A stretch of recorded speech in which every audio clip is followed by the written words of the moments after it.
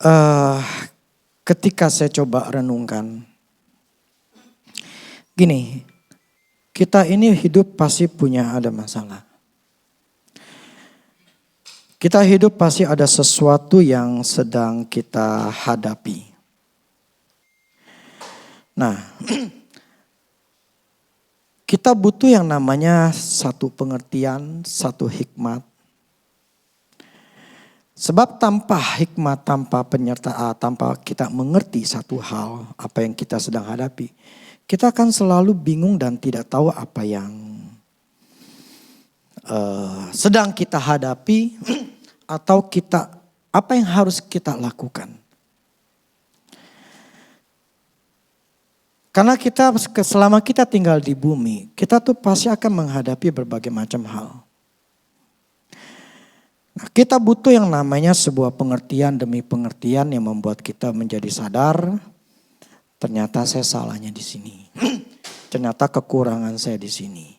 Ternyata ada hal yang belum saya lakukan. Atau ternyata saya melakukan hal yang salah. Prinsipnya adalah kita mau belajar. Kita adalah orang-orang yang mau diajar dan mau ditegur. Jangan jadi orang yang keras, karena orang yang keras pasti tidak akan mendapatkan kehidupan yang lembut. Seperti kemarin saya katakan, orang keras hidupnya akan keras. Dasar firman adalah, yaitu di Matius 5 itu katakan bahwa hati yang lembut itu akan memiliki bumi.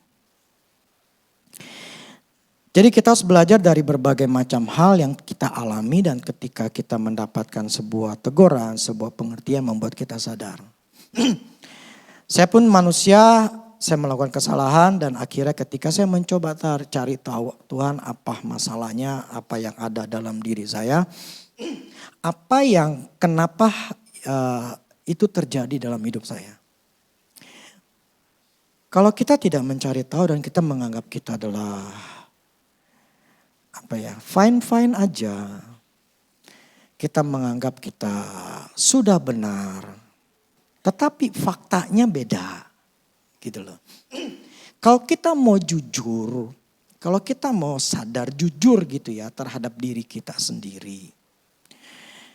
Kita seharusnya ya ngaku salah gitu loh. Mengakui fakta yang sedang kita alami gitu loh. Mengakui fakta yang sedang kita hadapi. Fakta yang mengatakan ini saya lagi begini gitu loh. Nah kalau kita mau jujur ya kita harus sebetulnya ya mau rendah hati plus mau rendah hati kita akan bisa ngakui ini memang ada masalah nih dengan saya. Karena ya faktanya saya sekarang lagi begini. Keadaan saya ini faktanya memang lagi begini gitu loh. Nah itu butuh kejujuran, itu butuh namanya kerendahan hati untuk bisa mengakuinya dan berusaha memperbaikinya.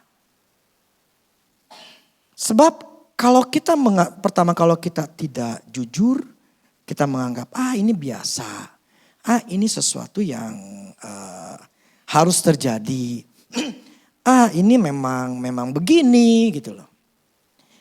Jadi kita menganggap itu semuanya biasa. Bahwa ketika kita mengalami hal yang tidak enak itu menganggap adalah hal yang biasa.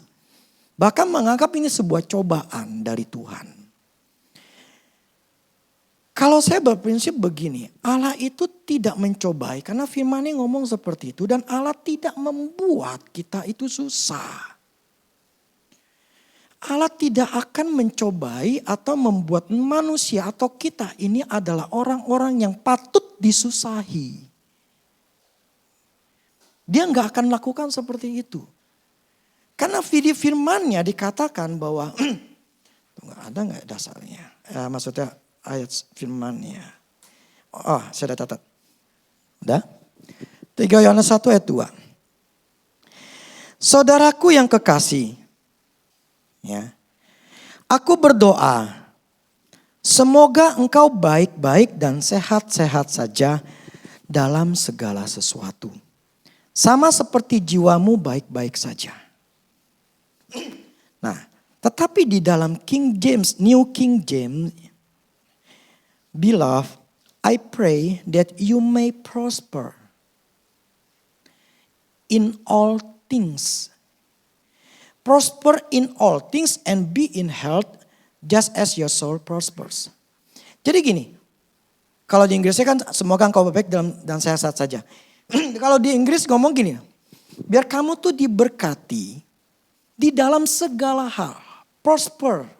Jadi diberkati di dalam segala hal. Berkelimpahan dalam segala hal atau mengalami hal-hal yang prosperity, sebuah kelimpahan, sebuah kebaikan in all things. In all things. Di dalam segala hal. Ini yang Tuhan mau di dalam diri kita. Tapi kita harus bisa ngakui ternyata enggak in all things kita ngalamin seperti itu gitu loh. Nah itu butuh namanya kejujuran, butuh namanya kerendahan hati. Memang saya ini bermasalah. Karena saya tidak prosper di dalam bidang ini. Bidang A, bidang B, bidang C. Nah tujuannya apa? Supaya kita menyadari bahwa memang ada sesuatu di dalam diri kita yang harus diperbaiki. Kalau kita nggak jujur dan nggak mau rendah hati, kita anggap itu biasa. Kalau gua susah biasa. Kalau gua ngalamin penyakit biasa. Kalau gua ngalamin ini biasa. Jadi tidak mau mencoba mencari tahu apa sih masalahnya. Saya kemarin batuk aja, pilek aja tuh saya cari tahu dari mana ini saya bisa batuk. Bagaimana nih caranya saya bisa pilek? Akhirnya ya di review, di memori saya tuh dicoba diingetin. Waktu kapan saya makan apa? Akhirnya kedapetan, oke gara-gara makan ini. Saya mencoba mencari tahu kenapa? Karena saya tahu saya harus bisa membetulkannya. Nah kalau kita tidak mau mencari tahu dan menganggap ini semuanya biasa, ya kita akan menjadi berjalan seperti orang yang nggak punya arah tujuan, mengalir aja gitu loh, dan tidak mau tahu gue salahnya di mana. Dan akhirnya hidupnya akan selalu sama seperti itu terus, tidak ada perubahan. Nah, saya mengalami ada satu hal yang saya bermasalah dengan pikiran saya. Saya coba cari tahu kenapa, masalahnya di mana. Dari mana asal itu datangnya? Saya mencoba mencari tahu kenapa. Karena saya tahu ini mesti diberesin. Ini harus diberesin. Kalau enggak saya akan hidup ya seperti itu gitu loh. Jadi ngulang dengan cara berpikir, cara yang salah. Jadi pikiran saya enggak bagus gitu loh. Jadi ya akan begitu terus. Dan saya enggak mau gitu loh. Kenapa? Karena enggak enak. Dan itu tidak membawa sebuah berkat. Jadi saya coba kilas ulang, saya bertanya sama Tuhan, kenapa, ada apa, saya dimulainya di mana? Kok bisa ada seperti ini? Kalau kita nggak punya cara berpikir seperti itu, kita hidup itu seperti ya sudah, mengalir aja. Akhirnya nggak punya arah, nggak punya tujuan, nggak punya sebuah keinginan untuk memperbaiki diri. Dan akhirnya ya nggak bagus. Hidup kita nggak akan bisa bagus. Karena menganggap kesalahan itu atau dosa itu sesuatu yang biasa. Mau dibilang apa? Emang begitu. Emang gua begini. Emang gua begitu. Mau dibilang apa? Karena memang karakter gua kayak begini. Sifat gua emang kayak begini. Memang kejadian seperti ini. Memang ini seperti. Jadi semuanya dianggap seperti biasa. Makanya tadi awal saya katakan prosper.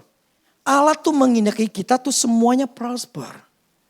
Allah mengendaki kita tuh semua diberkati, semua baik-baik in all things.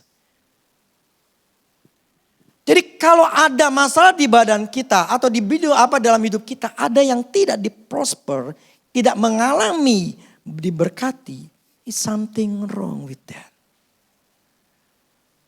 Ada sesuatu yang salah di dalam bidang itu. Nah ini harus kita coba untuk mengetahui, mencari tahu dan membereskannya. Bukan membiarkan, mendiamkan, seolah-olah nanti akan beres dengan sendirinya. Gak bisa. Luka, memang tubuh kita akan merecover kita sendiri. Tetapi recovery-nya itu bisa cepat atau lambat. Atau bisa makin rusak. Karena kita yang memutuskannya. Contohnya ketika ada luka. Misalnya ada borok luka gitu karena jatuh. Kita selalu korek. Udah kering dikorek. Basah lagi, luka lagi. Udah kering, dikorek lagi. Basah lagi, luka lagi. Bisa baik gak? Gak bakal bisa baik. Artinya apa? Itu dibutuhkan yang namanya kita untuk merecovery, untuk mau cepat. Kita bisa pakai obat. Kita menjaga tangan kita supaya nggak iseng untuk megang-megangin ya. Kita berusaha untuk bagaimana cara ini supaya cepat kering. Dengan obat atau dengan berbagai macam cara untuk supaya ini bisa cepat kering. Kita berusaha untuk membereskannya. Karena kita berusaha membereskannya, recovery-nya cepat. Tapi kalau kita mendiamkannya, ya memang akan terjadi recovery. Tapi berapa lama? Masa berapa lama kita harus hidup di dalam satu ketekanan? Kan gak enak. Jadi butuh dari kita harus tahu punya otak, punya kesadaran, something wrong with me. Jadi saya harus bisa beresin. Nah, tetapi untuk membereskan kita harus tahu dulu masalahnya apa. Kita harus tahu dulu akar masalahnya dari mana. Bagaimana kejadian ini terjadi, awalnya itu di mana. Dan bagaimana itu terjadi. Itu semuanya ada. Jadi kita mencoba meriset sendiri setiap masalah yang ada dalam hidup kita. Dan mencoba memperbaikinya. Nah, ini seharusnya yang kita punya. Supaya hidup itu, ya tadi, kita harus tetap diberkati. Kita harus tetap diberkati. Karena itulah kehendak Tuhan. Itulah keinginan Tuhan. Jadi kalau kita enggak prosper, bukan salah di Tuhannya. Ada yang salah dalam diri kita. Oke ya.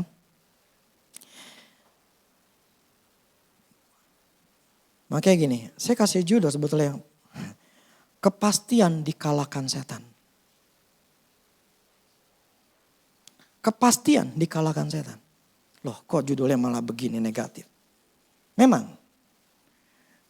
Orang bisa pasti dikalahkan sama setan. Setan tidak akan pernah bisa masuk dalam hidup kita. Tidak akan pernah bisa. Kalau kita tidak buka jalan, buka pintu atau membiarkan dia masuk. Atau mempercayai apapun dia katakan. 1 Petrus 5 ayat 8. Sadarlah dan berjaga-jagalah. Ya, 1 Petrus 5 ayat 8. Sadarlah dan berjaga-jagalah. Lawanmu si iblis berjalan keliling sama seperti singa yang mengaum-ngaum. Dan mencari orang yang dapat ditelannya. Sini jelas. Iblis itu berjalan keliling seperti singa. Ya, mengandaikan seperti singa yang lagi mengaum-ngaum. Dan mencari orang yang dapat ditelanin. Apakah di sini katakan berjaga-jaga lawan iblis yang pasti atau sedang menelanmu? Enggak ada kata-kata, dikatakan mencari. Itu pun yang dapat ditelannya, yang bisa ditelannya. Berarti dia mencari orang-orang yang bisa ditelan. Tetapi orang yang enggak bisa ditelan, ya enggak bisa.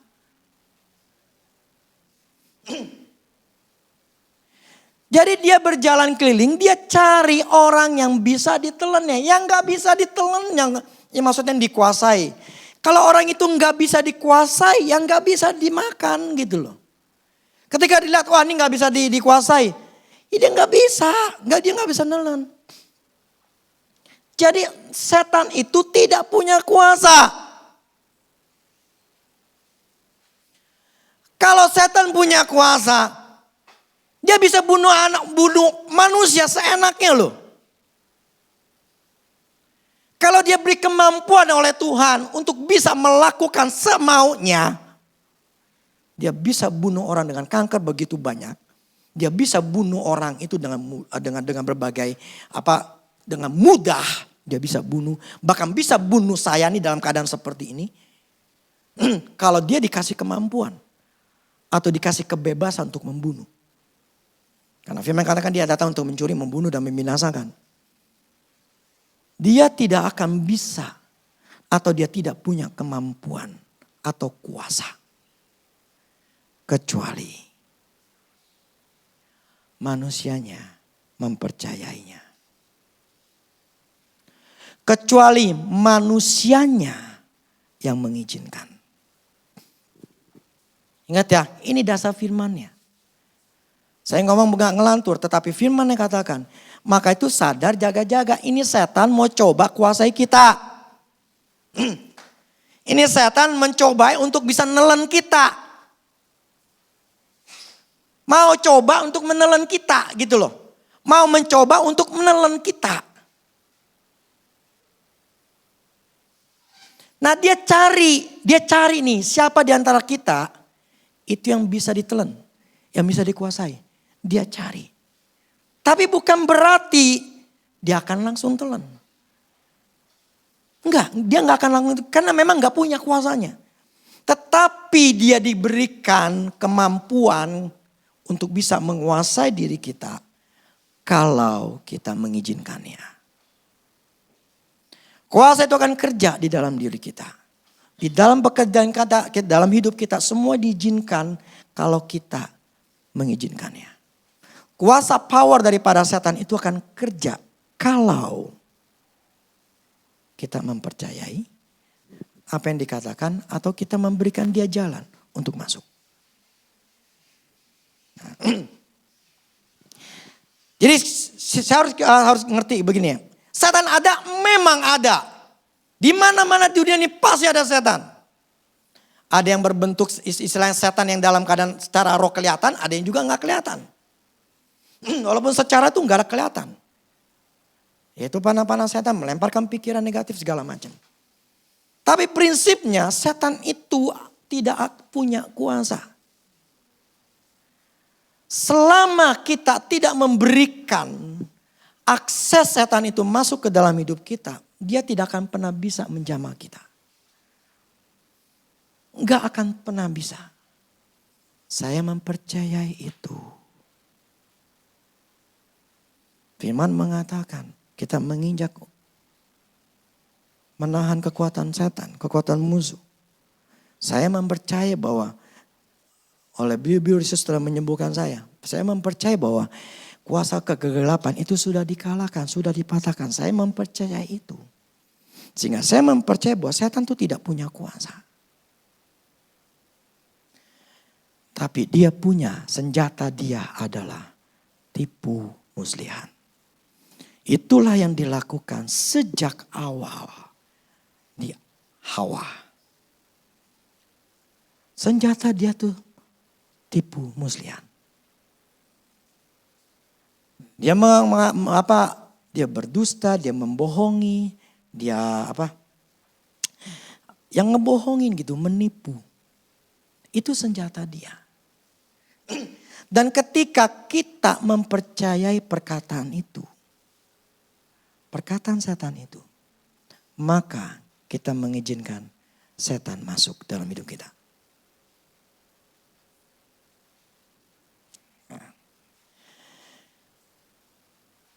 Oke, semua ada firmannya. Nanti saya akan membaca langsung aja dah. 2 Korintus tunggu.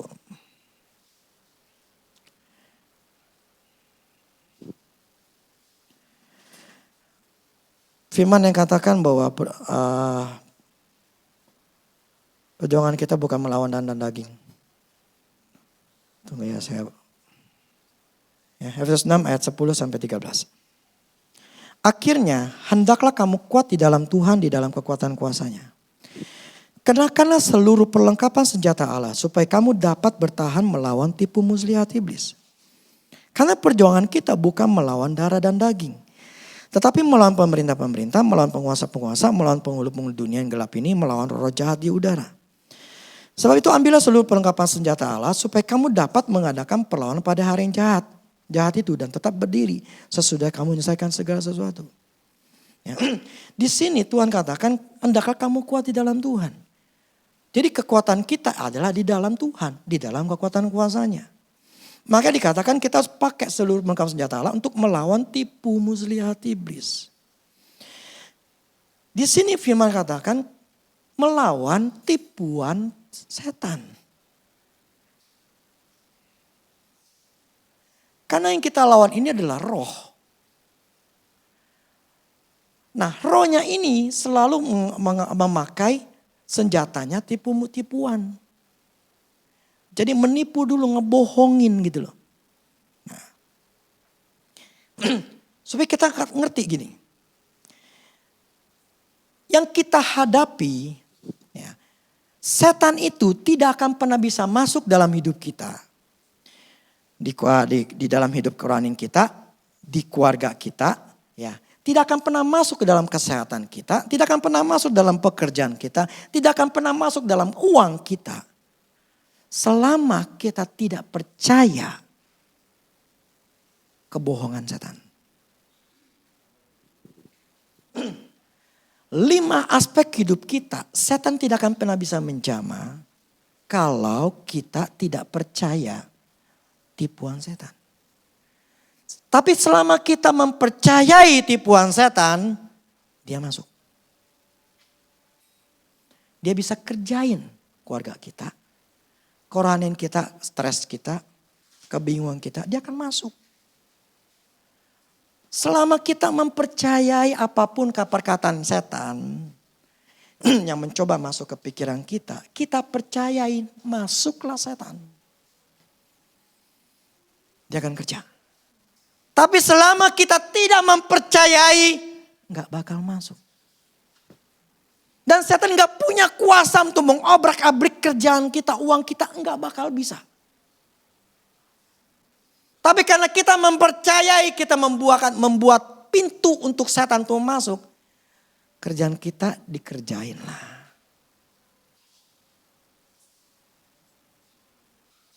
Kalau kita gak sadar, tadi kan awal saya katakan, Allah tuh ingin kita prosper.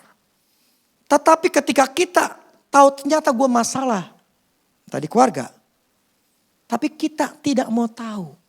Ini cuma cobaan, ini cuma ujian. Tapi kita tidak mencari tahu bagaimana setan itu bisa masuk. Bagaimana setan itu bisa kerjain duit gua, keluarga gua. Caranya dari mana dia bisa masuk.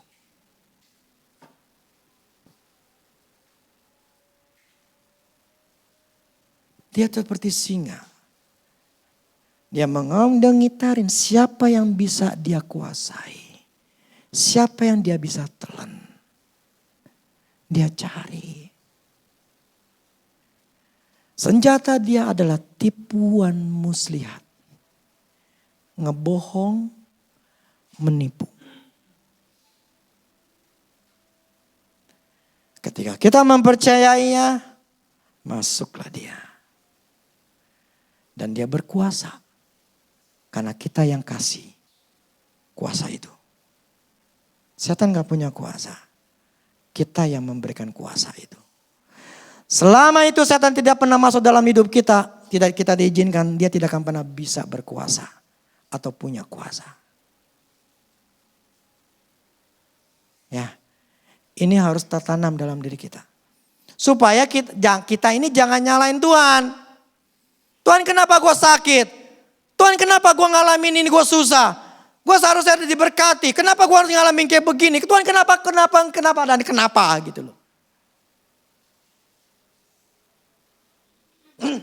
Supaya kita ini belajar, kita sadar bahwa segala sesuatu yang terjadi dalam dunia ini ada sebab dan akibat. Makanya saya katakan semua apa yang kita lakukan akan selalu berakibat nantinya. Tidak ada yang gratis, semuanya pasti ada bayarannya. Kalau kita nggak sadar itu, kita akan hidup semaunya. Kita akan hidup seenaknya tanpa berpikir yang namanya hukum tabur dan tuai. Hukum tabur dan tuai itu berbahaya sekali.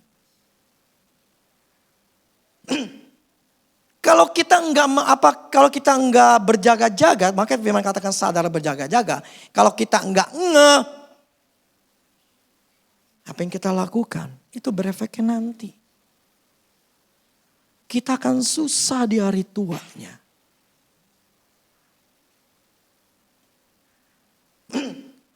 Makanya saya belajar dari keluarga saya, dari papa saya, mama saya. Itu yang membuat saya sadar, gue gak mau ngalamin seperti papa mama saya. Yang di hari tua, gak bisa hidup dengan enak. Masih tetap dagang dan akhirnya ujung-ujungnya bangkrut. Karena dari papa mama saya memang gak bisa ngajarin anak. Karena mereka cuma hanya dagang. Otak mereka cuma hanya duit, dagang, dan dagang. Tidak ada yang namanya mengajarkan anak. Tidak ada namanya mempersiapkan anak. Gak ada istilah itu. Dan akhirnya susah. Makanya saya mempersiapkan anak saya dengan tujuan di hari tua saya gak susah. Modal yang pertama yang saya harus persiapkan untuk mereka adalah pendidikan. Itu nomor 1. Karena saya gak mau anak saya cuma hanya pendidikan SMP, SMA. Gak ada harganya. Gak ada harganya. SMA sekarang yang gak ada harganya gitu loh. S1 aja sekarang udah banyak. Itu pun mereka pun juga dapat sekolah, kalau dapat kerjaan ini masih susah.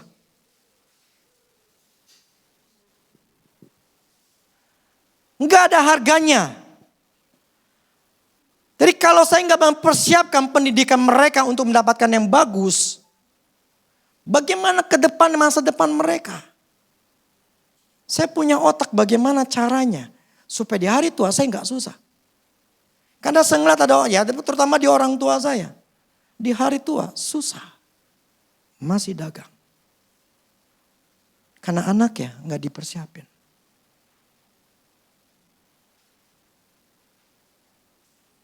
Kalau kita mengabaikan atau menganggap remeh pendidikan. Suatu hari hidupmu akan tetap susah. Saya gak mau. Jadi apa yang saya lakukan? Saya mempersiapkan sebab akibat untuk nanti. Kalau pikiran kita udah salah, kita tidak mempersiapkan semuanya. Jangan menyalahkan Tuhan ketika hari tuamu engkau susah. Hukum tabur dan tuai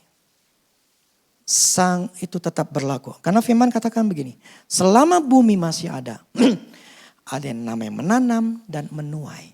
Ada yang namanya siang dan ada yang namanya malam. Selama kita di bumi itu selalu akan ada seperti itu. Jadi berhati-hatilah. Dan saya balik lagi. Senjata kita. Ya. Tadi senjata yang setan itu tipu muslihat tipis. Ya. Kita selawan juga dengan senjata. Peperangan kita, peperangan dalam roh. Bukan peperangan yang mereka pakai pedang-pedangan. Tapi kita pakai pedang roh, firman Tuhan. 2 Korintus 10 ayat 4 sampai 5.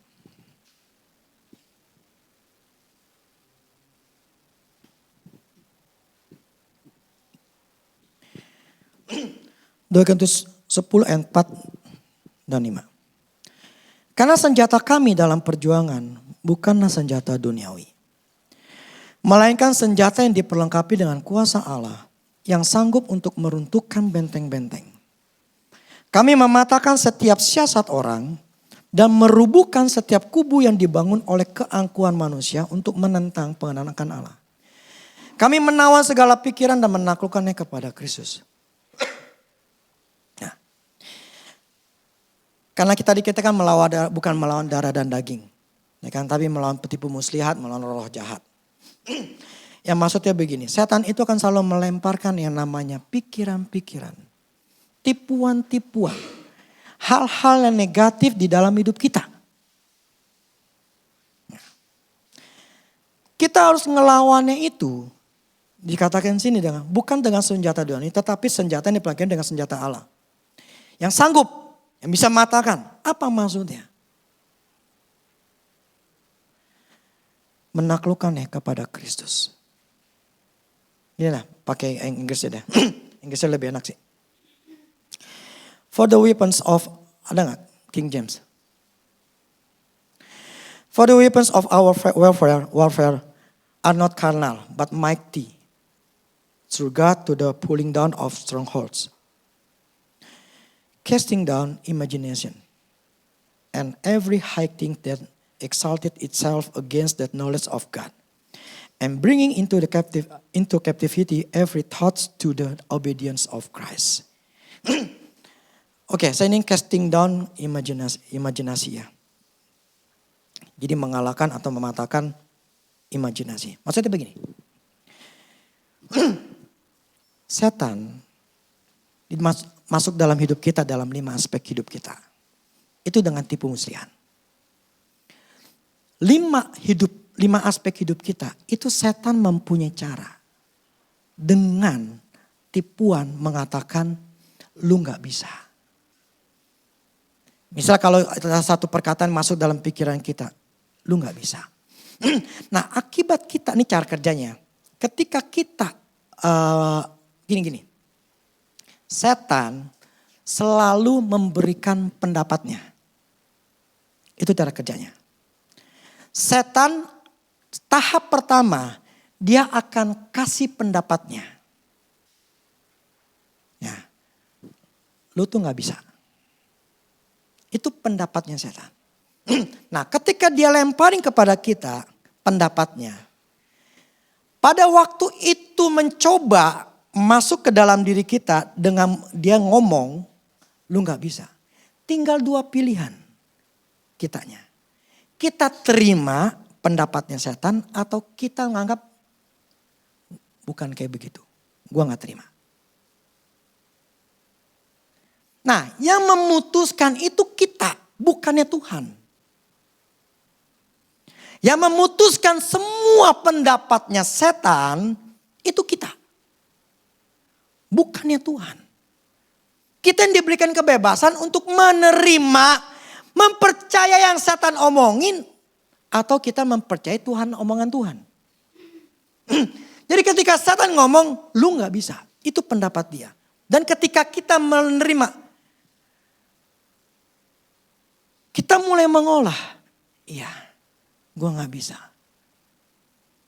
Kenapa? Mulailah. Karena lu gak punya pendidikan, karena lu gak punya modal, lu gak punya ini, lu gak punya itu, bla bla segala macam. Itu masuk ke dalam diri kita, kita olah. Dan kemudian karena kita olah, kita gak tolak, kita olah. Akhirnya kita percayai. Iya, kelihatannya gak bisa. Masuklah setan. Ketika kita mempercayai, aduh gue sakit nih, badan gue begini, emang gue udah tua, emang gue udah punya begini, udah begini. Kita mempercayai pendapatnya setan. Terjadilah. Contoh gini, bapak gue punya penyakit yang namanya diabetes. Gue keturunannya. Kemungkinan besar gue bisa dapat. Karena bapak gue penyakit diabetes. Jadi gue mesti jaga-jaga. Artinya apa? Dia mempercayai pendapat bahwa penyakit itu ada di dalam diriku. Ketika dia mempercayai, tubuh akan meresponi. Ya, lu punya penyakit ini. Mulailah dia bekerja. Setan masuk ke dalam dirinya. Tetapi kalau kita mempercayai apa yang kata Tuhan. Tuhan ngomong katakan, aku baik-baik saja, kesehatanku baik-baik saja. Karena firman kalau katakan seperti itu, aku tolak. Saya bukan orang penyakitan. Kita mencegah setan masuk dalam hidup kita. Akhirnya setan tidak bisa berkuasa dalam hidup kita. Di dalam tubuh kita. Di dalam kesehatan kita. Demikian juga dalam kerjaan, semua dalam segala sesuatu. Semua itu tergantung kita mempercayainya itu siapa. Setankah atau Tuhan? Nah problemnya, kita lebih banyak mempercayai apa kata setan. Kenapa? Nah, ketika saya coba renungkan begini.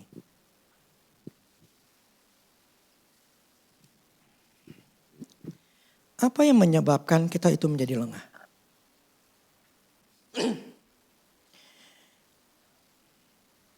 Yesaya 26 ayat 3. Apa yang menyebabkan kita jadi lengah dan kita kemasukan setan? Yesaya 26 ayat 3. Udah ya. Yang hatinya teguh kau jagai dengan damai sejahtera.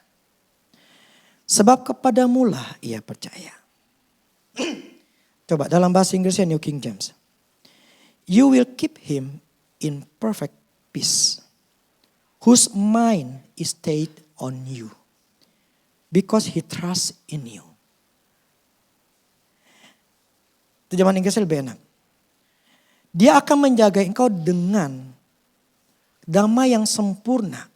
Karena damai yang sempurna yang pikirannya, yang mempunyai pikirannya stay on you. Yang pikirannya tertujunya sama ke Tuhan. Kenapa? Karena dia percaya kepada Tuhan. Maksudnya apa? Yang membuat kita lengah. Yang membuat kita mengizinkan setan. Itu bisa ngerjain.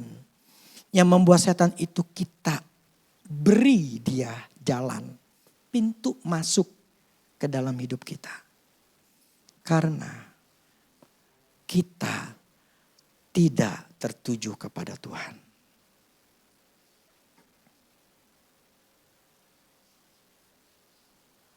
Karena kita sedang tertuju kepada dunia.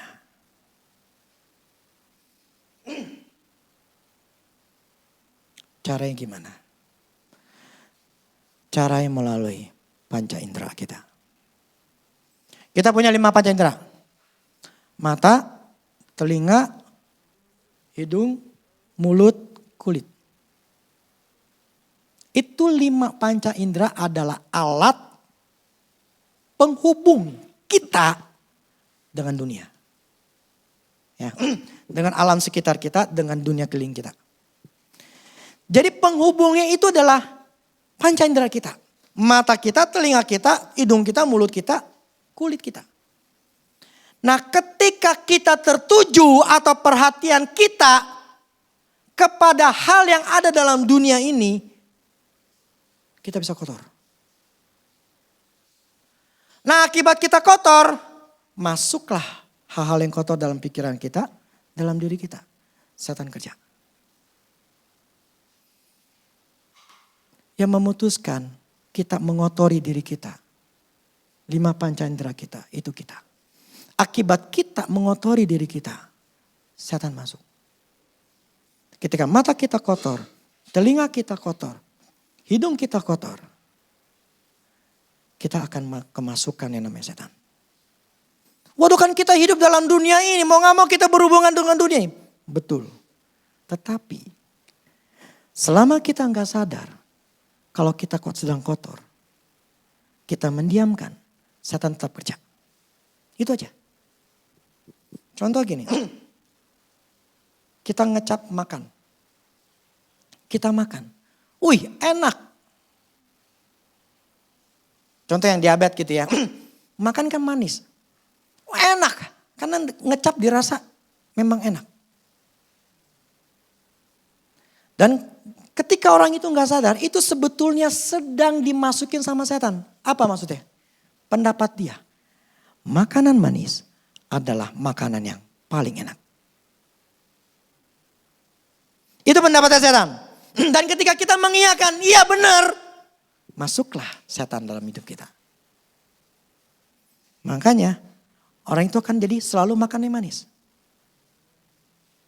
Masuklah setan untuk kerjain tubuh. Demikian dari mata kita, telinga kita, semuanya itu yang hal bisa ketika katakan enggak apa-apa.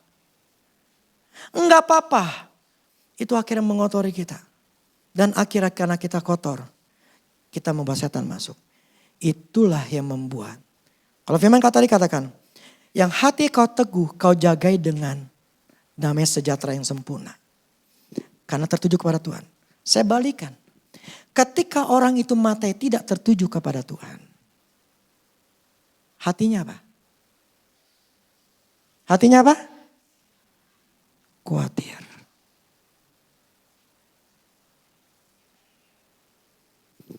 Sebab kepada setanlah ia percaya. Bukan kepada Tuhan.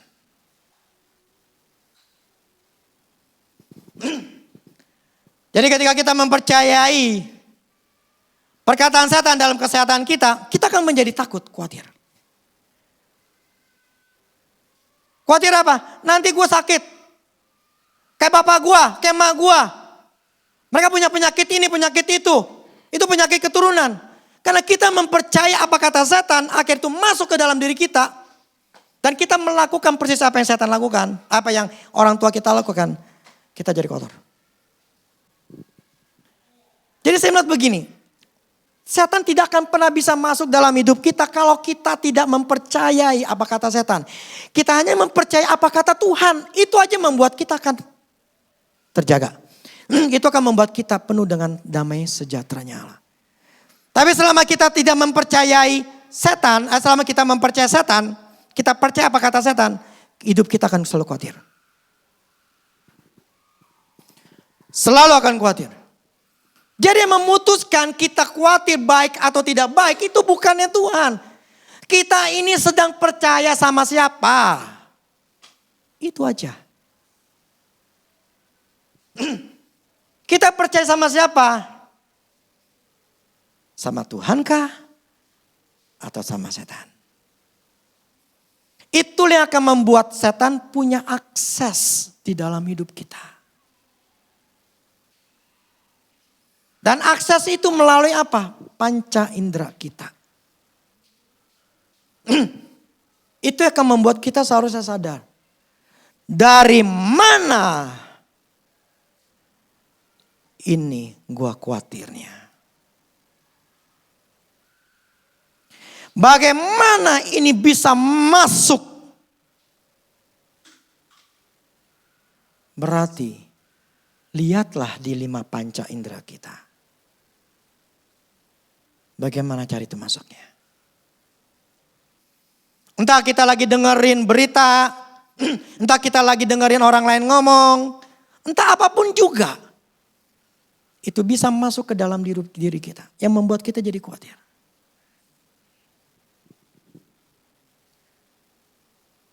Kalau kita enggak sadar, kita akan terjerumus terus ke dalam.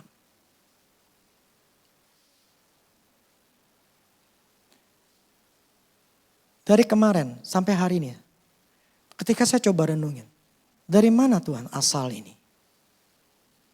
Ini Tuhan jelasin saya begini. Saya kilas balik, kapan itu mulai terjadi? Sama seperti saya batuk atau pilek, kapan itu mulai terjadi? Titiknya di mana? Dimulainya. Oh di situ. Oke, saya beresin. Bagaimana pola pikir yang salah itu muncul? Akhirnya saya beresin. Kenapa? Karena saya nggak mau ini berlanjut. Saya nggak mau hidup saya itu berlanjut karena ada sesuatu yang salah dalam pikiran saya. Yang membuat saya akan tertahan. Jadi saya harus beresin. Kenapa? Tadi firman katakan prosper. Allah tuh ingin kita tuh prosper dalam in all things. Jadi Allah ingin saya tuh diberkati dalam segala hal. Jadi 5 aspek ini semuanya harus bahagia saya. Harus benar semua. Artinya apa? Saya cari tahu di mana 5 ini ada yang salah. Ketika ada yang salah, saya beresin secepatnya. Kenapa? Supaya setan gak kerja. Kita yang memberikan jalan setan untuk masuk, kerjain hidup kita. Kita yang buka pintu.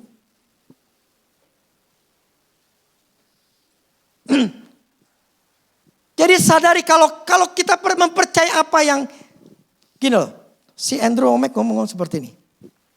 Kenapa waktu zaman dulu siapa si Adam atau keturunannya itu ratusan tahun, mereka umur 930 tahun, 900 tahun, 800 tahun. Karena mereka nggak punya ada kata yang namanya sick, sakit. Sama seperti yang sekarang kata stres. Di tahun 70-an, 80-an tuh nggak ada. Tapi sekarang mulai tahun 2000-an ke atas, 2010-an ke atas, itu kata stres selalu muncul. Selalu muncul. Tapi zaman dulu enggak ada itu kata stres. Ada, yang saya maksud tidak diomongin, banyak enggak. Tapi tidak dimunculkan berulang-ulang. Karena memang tidak ada waktu itu, maksudnya tidak istilah kayak virus itu tidak mewabah. Tapi sekarang itu mewabah. Jadi kalau di dalam diri kita, dalam pikiran kita, kalau tidak ada yang namanya kekhawatiran. Atau tidak ada ketakutan, tidak ada namanya kepercayaan mengenai sakit. Atau kepercayaan mengenai madesu lah. Atau kepercayaan ketakutan untuk masa depan. Itu kalau enggak punya, yang enggak akan namanya, yang namanya ketakutan, kekhawatiran itu ada, enggak akan. Jadi kita yang memutuskan mau percaya siapa.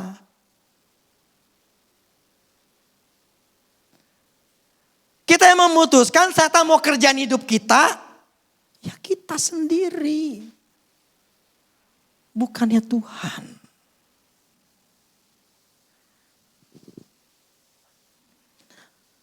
Setelah saya sadari ada hal yang salah dalam pikiran saya langsung beresin. Saya masih manusia yang bisa melakukan kesalahan. Tetapi saya berusaha mencari tahu di mana itu mulai adanya. Supaya sini tidak berlanjut dan berlanjut dan berlanjut. Saya harus membuat iblis ini tidak bisa bekerja dalam hidup saya. Dia belum kerja. Tetapi kalau saya membiarkan dia bekerja, habis. Saya udah tahu dulu tipu muslihatnya. Tipuannya itu di mana? Oke, di sini. Cara kerja di sini. Oke. Saya stopin. Karena saya nggak mau ini berlanjut. Makanya, kalau kita nggak tertuju sama Tuhan, saya jamin. Ya, ini yang judulnya saya. Kepastian dikalahkan setan.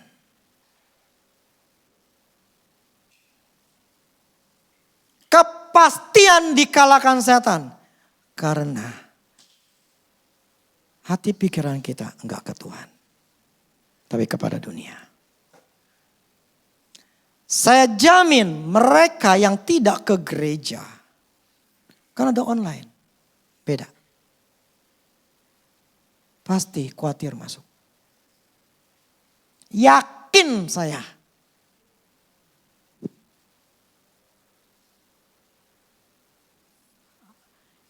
Yang ke gereja masih khawatir, apalagi yang tidak ke gereja.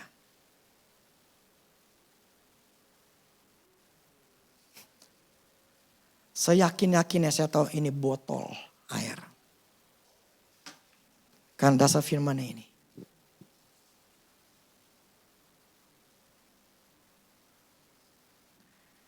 Menjauh dari Tuhan, setan yang dekat. Dan kita tidak punya kemampuan, kekuatan untuk bisa ngelawan setan kalau kita menjauh dari Tuhan.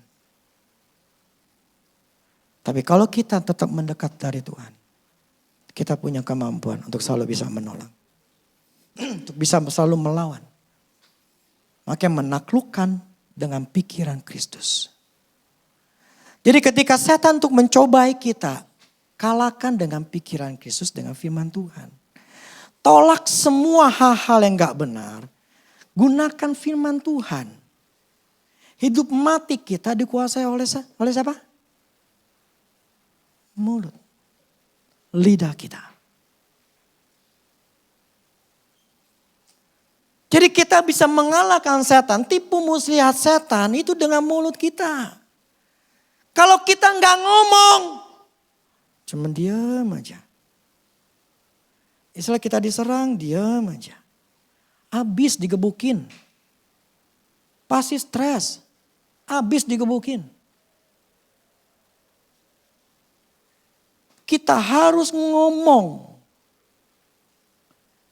Karena firman yang mengatakan hidup mati kita dikuasai lidah. Iman itu timbul dari apa? Panca indera kita. Itu akan mempengaruhi kita. Maka kita harus ngomong, kita harus lawan setan. Kalau kita cuma nanya diam aja, cuma nanya merenung, tapi nggak ngomong, nggak bisa. Fight back. Makanya kadang-kadang tuh saya teriak. Soal saya marah, saya teriak. Tujuannya apa? Saya ngebanting atau mematahkan, menghancurkan itu yang namanya pikiran-pikiran negatif. Dan saya ngomongin firman. Supaya iman saya itu timbul. Nah iman timbul, saya hancurkan, ya setan udah gak ada. Nah kalau setan udah gak ada, peaceful. Perfect peace itu masuk dalam diri saya. Sehingga saya punya iman. Iman yang membuat kita dapat apapun yang dijanjikan sama Tuhan. Gak ada iman, gak bakal dapat. Enggak. Jangan pernah meremehkan untuk dengar firman Tuhan. Jangan pernah meremehkan untuk datang ke gereja untuk mendengarkan firman Tuhan.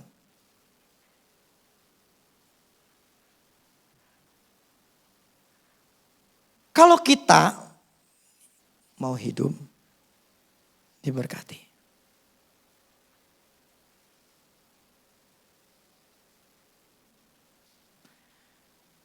Jadi yang membuat kita dikuasai setan atau tidak, itu semua tergantung kita, bukannya Tuhan.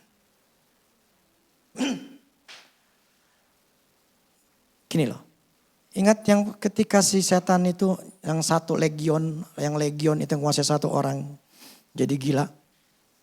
Di akhir apa kan? Minta masukin ke babi. Setan itu gak punya badan. Dia gak punya kuasa. Untuk dia butuh apa? Untuk menguasai sesuatu. Harus ada seizin dari orang itu. Kalau ini kan Tuhan yang izinin untuk masuk ke babi. Kalau nggak ada izin, nggak bakal bisa masuk. Jadi setan nggak bakal bisa masuk dalam hidup kita, uang kita, kerjaan kita, badan kita, ya, nggak bakal bisa masuk kalau kita nggak kasih. Jadi sadar, berjaga-jaga. Sekarang nih perhatiin. Pikiran negatif gue apa? Cek. Pikiran negatif gue apa? Apa yang saat ini gue percaya apa kata setan? Pendapat setan gue lagi percaya. Jujur. Akui. Dan bertobat. supaya kita menghentikan kerjaan setan. Kalau enggak kerja terus, mana bisa sukses? Mana bisa saya bisa berhasil? Kalau salah ya sih mengiyakan mulu. Mana bisa berhasil saya? Kalau saya nggak lawan terus gitu loh.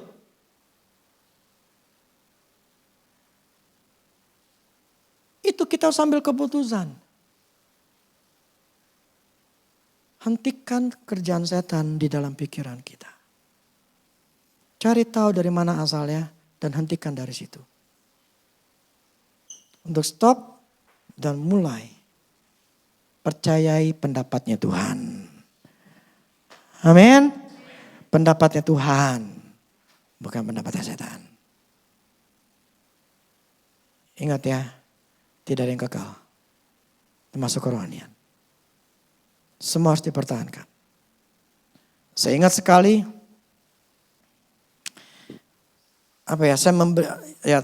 istilah gini, ketika saya dengar si Benny Hinn itu dulu sempat cerai, di situ membuka pikiran saya atau diri saya untuk ngingatin diri saya. Orang yang luar biasa ini. Orang yang luar biasa ini. Bisa jatuh. Jadi jangan pernah berpikir. Kerohanian itu. Selama di muka bumi ini tetap sama. Jangan pernah berpikir itu. Akhirnya saya sadar. Orang bisa diawali dengan baik, dengan bagus. Itu si bidat yang kemarin si Iin itu. Dulu kan saya pernah, dia berkali-kali itu khotbah di Aries. Bagus khotbahnya, bagus. Itu bicara keseharian. Tapi sekarang bicaranya aneh, halusinasi semua. Dan mengajarkan untuk orang jadi pembohong. Untuk mengajarkan orang untuk jadi penipu. Orang itu bisa dari baik. Itu bisa berubah jelek. Saya sadar itu. Tidak ada yang kekal. Kerohanian saya. Saya ingat sekali Tuhan ngomong sama saya. Yang di firman katakan. Masalah dunia roh. Tuhan wanti-wanti saya. Perhatikan dirimu dan pengajaranmu. Supaya engkau tidak jatuh. Atau menjadi orang aneh. Makanya kenapa waktu itu saya disuruh belajar sama Pak Andreas. Saya disuruh lihat dulu. Apa yang terjadi dalam kehidupan dia. Apa yang terjadi dalam tim dia. Lu lihat apa yang di tim mereka lakukan. Semua saya lihat. Tujuannya apa? Untuk belajar. Supaya lu jangan mengalami hal yang sama persis yang dia alami. Dan jaga diri. Karena dunia roh adalah dunia yang paling mudah diselewengkan.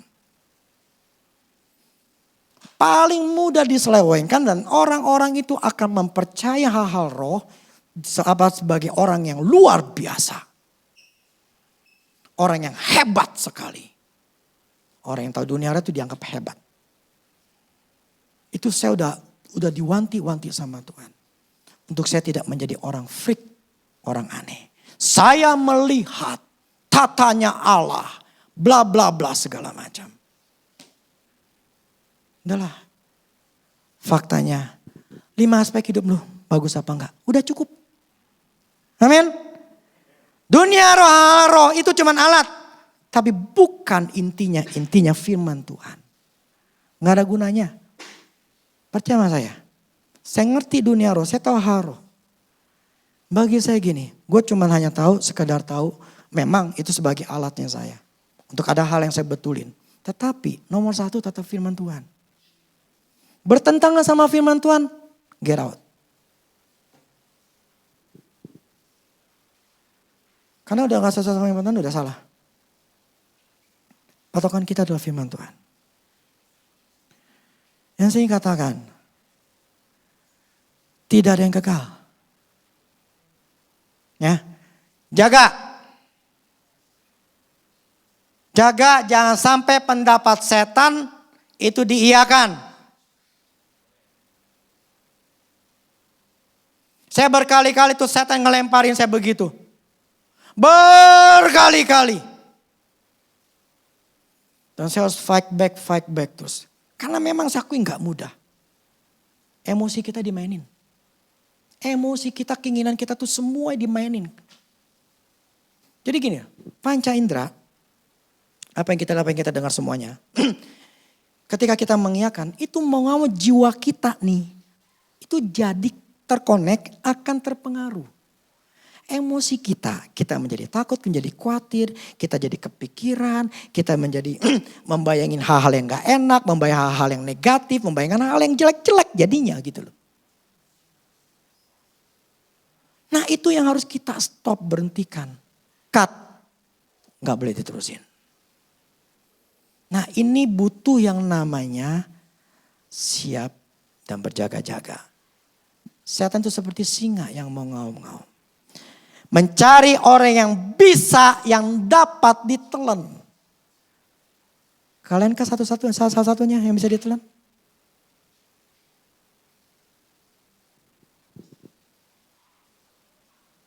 Kalau udah masuk, ya, kalau kalian udah ditelan,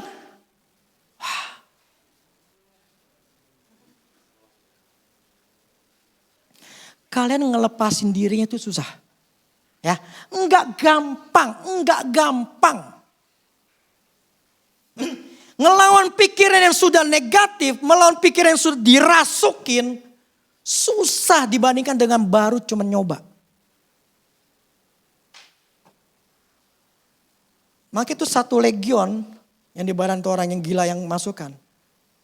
Rantai segala macam bisa lepas. Karena terlalu banyak mengizinkan itu setan masuk. Secepatnya ketika itu sudah ada, beresin. Sebelum dikuasai sepenuhnya. Kuasai sepenuhnya, bukan gak bisa ya. Effortnya susah. Effortnya tuh lebih. Usaha untuk ngelepasin tuh lebih. Dibandingin baru. Jadi jangan sampai itu terjadi. Apalagi sudah ngerusak kerjaanmu, uangmu. Udah dirusak nih, karena kekhawatiran itu dirusak. Rusak. Karena akibat dosa, setan masuk, dirusakin. Engkau akan mengalami stagnasi. Kerjaanmu akan stuck. Stuck karena apa? Enggak maju-maju. Stuck aja. Mau maju enggak bisa, stuck aja. Mau gerak ini, stuck aja. Enggak bisa. Setan udah berkuasa. Kalau udah berkuasa seperti itu, cari tahu dari mana tuh asalnya. Hancurin, pakai firman. Baru bisa. Make breakthrough itu bukan hal yang mudah. Penjebolan itu bukan hal yang mudah. Mana bisa dijebolan kalau pikiran negatif. Mana bisa dijebolan orang masih ada tembok di depannya. Yang bikin dia sendiri. Ketakutan, kekhawatiran, dosa.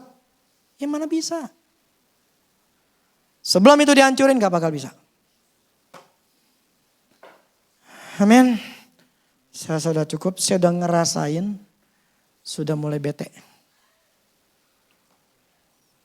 I can feel it. Sudah mulai jenuh. Karena tubuh kita tetap capek. Ya. Tubuh itu tetap, kita ini manusia, ada batasannya. Saya tambahin juga percuma. Karena tubuh ini udah berasa udah kurang nyaman. Oke yuk, musik.